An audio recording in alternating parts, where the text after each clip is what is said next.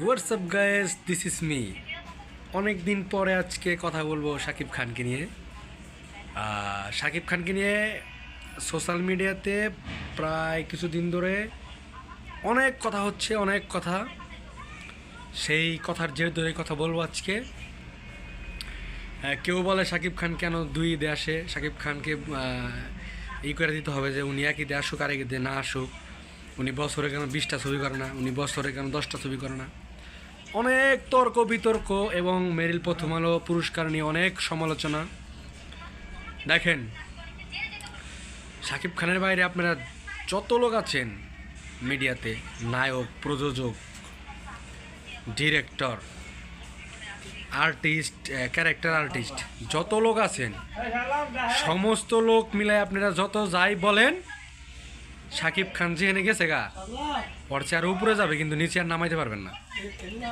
অতএব শাকিব খানকে নিয়ে খারাপ মন্তব্য কইরেন না।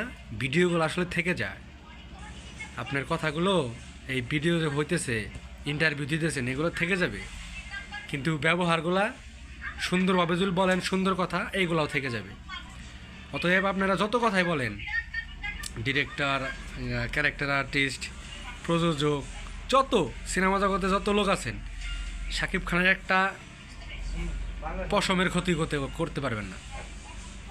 সো শাকিব খানকে নিয়ে কথা বলার কোনো প্রয়োজন নেই আপনাদের। Shakib Khan mega star, Shakib Khan global star, Shakib Khan সব।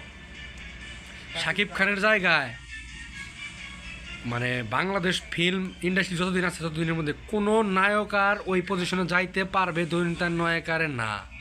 এটা আপনি লেখা রাখেন, যত অভিনেতা আসুক, যত নায়ক আসুক, কারণ শাকিব খান সব জানে, অ্যাক্টিং, ফাইট, ডান্স সব পারে।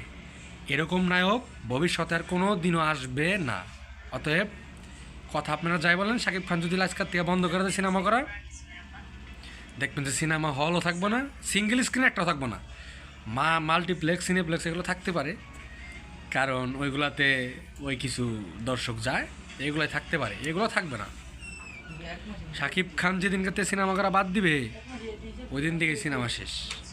অতএব যারা আছেন শাকিব খান নিয়ে ভালো কথা বলেন, শাকিব খানকে নিয়ে কাজ করেন, আরও শাকিব খানের সাথে গল্প যোগ করে আরও কিছু হিরো নিয়ে কাজ করেন, তাহলে হয়তো বা সম্ভব। কিন্তু শাকিব খানকে ফালাই দিবেন কথা কইয়া, এত হেডামালা লোক নাই চলচ্চিত্রে, বুঝছেন?